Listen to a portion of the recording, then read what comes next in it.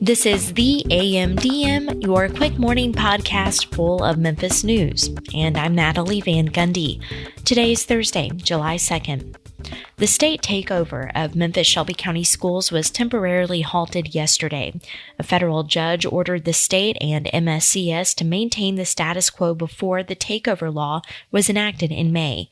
That came in response to MSCS's request for a temporary takeover pause as its lawsuit against the takeover plays out.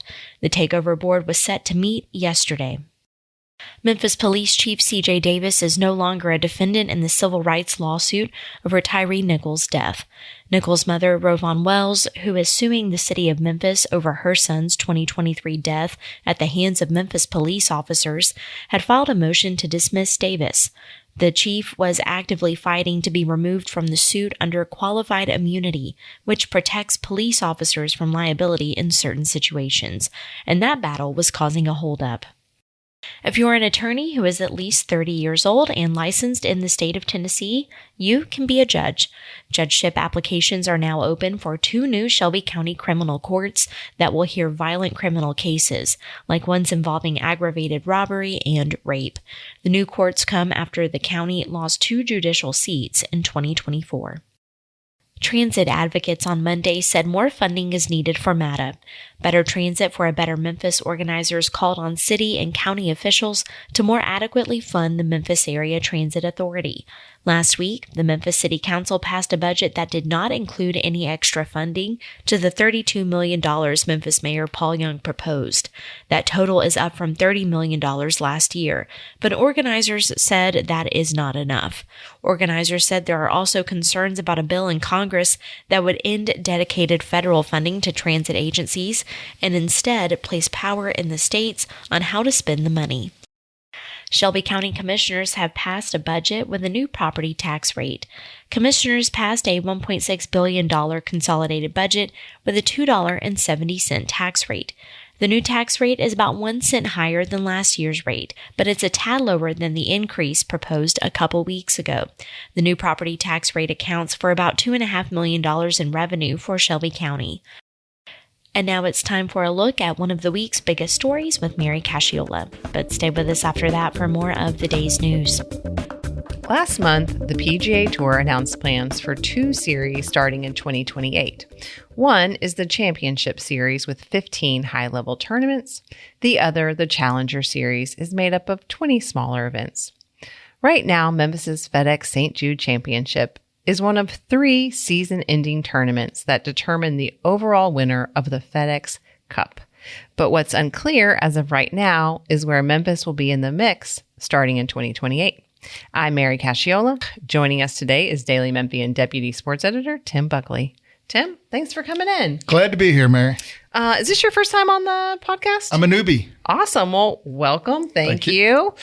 Okay, so I do feel like we need a little bit of background for those people who maybe are not total golf nerds. The FedEx St. Jude Championship is kind of a big deal, right? Absolutely. So how big of a deal would we characterize it as? Well, obviously, we're not talking about one of the majors here. We're not talking about the Masters. We're not talking about the U.S. Open. Right, we're not getting a green jacket. No green jackets. But when it became part of the FedEx Cup playoffs, it elevated it to a stratosphere that it hadn't been in before. One of 3 playoff events, the first one of 3, which culminates with East Lake in Atlanta. Field of 70 the best based on point systems, so it draws in all the big names. Right. I mean, that's really what's important for like maybe Memphians. Like, oh, this is a way to see the best golfers in the world in your own backyard. Absolutely. In the most competitive situations as well, with tons on the at stake, not just the money, but the prestige that goes with winning the FedEx Cup playoffs. Right. How long has Memphis had a PGA Believe it or not, stop? Older than I've been alive. Okay. That's a long time.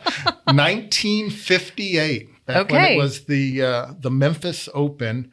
And interestingly enough, it was played at Old Colonial. Okay. And then when Colonial moved out to Cordova, and back then, there was nothing out there. Right. I remember like when you were talking about going to Colonial in Cordova, it was like you were taking a road trip, and it was literally, it was cotton fields out there. I mean, you had to go what felt like forever to get to Colonial out there. And it was there until 89. And then Danny Thomas put his name on it in 1969. And it was what we all remember it as, the Danny Thomas Memphis Classic. Right. So it's had a long storied history in Memphis, been associated with St. Jude for a long time. What is happening right now? A mess. Great. A big mess. The tour is changing formatting starting in 2028 and beyond. A whole lot is up in the air. They are basically going to abolish the current FedEx Cup playoff system. They are going to two different tours, the Champion Series and the Challenger Series. The Champion Series is basically catering to the biggest of the biggest names who are basically interested in playing less golf for more money. Sure. And it's what the Live Tour tried to do when Right. they tried to come in and be, to use the word of the day, a disruptor. And they're basically catering to those people. And if Memphis falls out of the FedEx Cup playoff series, Right. which it will, the huge question is, where will it land in this new Right. PGA Will it Tour be landscape? a champion city or a challenger city or no city? I feel like we have been in, like, as part of the storied history of this golf tournament, I feel like we are always hearing like we're in danger of losing the tournament, at least in the last maybe 20 years. Obviously, the collapse of Sanford Financial, when that happened in 2009, it left the tournament without a sponsor. That was a huge deal. And then there was something that in like recent history, 2021, there were some changes to the tournament schedule that the PGA made. And at first, everyone in Memphis was like, oh my goodness, this is terrible. But then I think it ultimately led us to getting the FedEx St. Jude Championship. Mm-hmm. I don't know. But it definitely feels like it's always sort of tenuous. And I guess maybe that's because we're in a smaller market. That plays a huge part in it, and there has been uncertainty over the years, and the interest has kind of been up and down. And there was a stretch in the around roughly the early 2000s when a lot of the big names weren't coming, and then obviously when it went to World Golf and now to its current playoff status, all the big names started coming back, but. It's been a hugely, wildly popular event. I went to my first one in 1978, which was, and back then security isn't what it was today. I may or may not have snuck through a backyard on the backside in order to get on the course, but that was a year after. May or may not, ladies and gentlemen. Yeah, I don't know what statute of limitation is on that. That was a year after Al Geiberger's 59, which obviously was a huge thing in golf history. President Gerald Ford's hole-in-one. But then after that, as the years and decades went, everybody was wondering, okay, what's the next step? What's going to happen? You hear worst case scenarios. You start to wonder. You start to worry. And I think now we're back to that very stage. Right. Okay. So looking into the tea leaves as much as we can, what are the possible scenarios? What could happen? And I just have to say this. Is there any way this tournament could ever move to the fall or the spring when Memphis is not an oven? It very well could change on the PGA Tour schedule, no matter where it lands. Most likely the spring, although I don't know if that's it can be just as brutal in May as it is in July and August sometimes. That's true. Depending on what you get. It could end up in the Champions Series, which is certainly best case scenario for Memphis. The likelihood of that happening, I think a lot of people right now, if they had to put $1 on it, would be that's not happening because of the competition, what they already have in place, what they know they're going to stick with, and the competition from these bigger cities. And it's understandable that the PGA Tour is, looking at the bigger cities because you're looking at, the more sponsorships, the corporate tents go for a higher price, Right. the title sponsorship goes for a higher dollar amount. It could get, and I'm sure the PGA Tour would not like this word choice, it could get relegated to Challenger Series. Right. And right now, Memphians are spoiled. They've had the best of the best, and it would feel like relegation if you went down to that. If FedEx were to, and this is totally hypothetical, pull its title sponsorship, could end up with absolutely nothing at all, and it doesn't make either the champions or the challengers cut off. Or maybe, and this is just, floating possibilities that may or may not be realistic, could end up with a senior event, could up with something other than a PGA Tour event. Who knows? That's just thinking outside the box. Very quickly, what are the cities that are already sort of slated for the championship series? Are there any that are locked in? Well, the current signature events, which are the higher level events, seem to have a place in the new champion series. Okay. And then they're talking about all the bigger markets. And look, the new commissioner of the PGA Tour, he comes from a media, advertising background because he worked with NFL Network. So he knows the power of advertising, the power of markets like Philadelphia, Boston, New York, all the biggest. Okay. So I think the only thing that we know for sure is that the FedEx St. Jude Championship will definitely be played this year, 2026, and next year. Well, we know that for sure, and we know it will be 114 degrees for sure. Well, yes. What can you just tell us, when is the event this coming summer? August 13th through the 16th, obviously. Those are warm days. Southwind, and again, the first leg of the playoffs. So field of 70 of the best. All right. Well, while we have you here, let's just pivot very quickly from golf to basketball because we have some new Grizzlies. One of them is Cameron Boozer. But you wrote a story that I wanted to ask you about, which was sort of about Cam Boozer's dad, Carlos Boozer, and your long history with him. Oh, we have some history.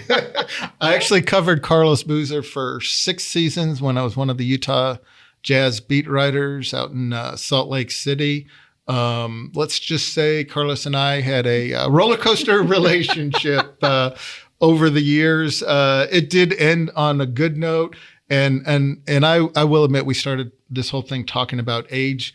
I really felt old when I was sitting in the press room over at FedEx Forum, and I asked a question of Cam Boozer, because who you used to see as like a little baby. He literally was a baby, a toddler that I remember being in Carlos's arms at press conferences. And I asked him what he thought his dad would think of all this. And when I did, I kind of glanced over and saw Carlos just put his hand on his face and go, "Oh no, here we go again." That guy. To his credit, he came over. Nice greeting. Said he was glad to see me, and I think Memphis fans have reason to be excited about Cam Boozer because he's going to bring something to this franchise, and I think he'll probably bring a lot of things maybe that John Morant could have brought, but ultimately didn't. Awesome, Tim. Thanks for coming in. My pleasure, Mary. And now more news. Boutique Hotel Arrive Memphis has joined Design Hotels, a hotel collection owned by Marriott that has partnered with Los Angeles-based Palace Society. Noah McLean says Arrive Memphis will be West Tennessee's first hotel associated with the brand that operates hotels in Nashville and Chattanooga. The agreement does not add any rooms to the downtown Memphis hotel landscape, nor solve the downtown market's biggest issue, a lack of large hotels with 400 or more rooms. As far as attracting other luxury brand hotels, big or small, to move to Memphis, Chuck Pinkowski, a local hospitality expert and owner of the hotel consulting firm Pinkowski & Co., does not believe Design Hotel's presence will. For the Daily Memphian, I'm Noah McLean. Jack Louise Bakery owners Savannah and Philip Kinney opened the largest location of their bakery yet. Sophia Surratt says after months of renovations, the bakery is open at 585 South Cooper Street, offering gluten-free baked goods and coffee in the former Muddy's Grindhouse space. Jacques Louise still has a full espresso bar, using coffee from Ethnos Coffee Roasters, and has a new, larger kitchen, which means more menu items like fried donuts, which will be available on the weekends. For the bakery's design, Savannah Kinney said the couple wanted Jacques Louise to feel comfortable, so they incorporated nods to their own home, using a paint color with a rich, deep gray with green undertones. The bakery has 12 seats inside and additional seating outside, with a covered patio area, a non-covered lounge, and rocking chairs alongside of the building. For the Daily Memphian, I'm Sophia Surratt. That's the AMDM for this Thursday, July 2nd. I'm Natalie Van Gundy. Find links to all of the stories mentioned in this episode in the podcast description. Listen and subscribe to this podcast anywhere you get your podcasts or on the Daily Memphian's website. You can also hear us on WYXR 91.7, where our local news stories air every weekday throughout the day. You can sign up for our breaking news alerts and our mini weekly newsletters we offer, like the early word that you heard at the top of this podcast, by visiting dailymemphian.com/email. Thanks for joining us, and be sure to start your day here again on Monday.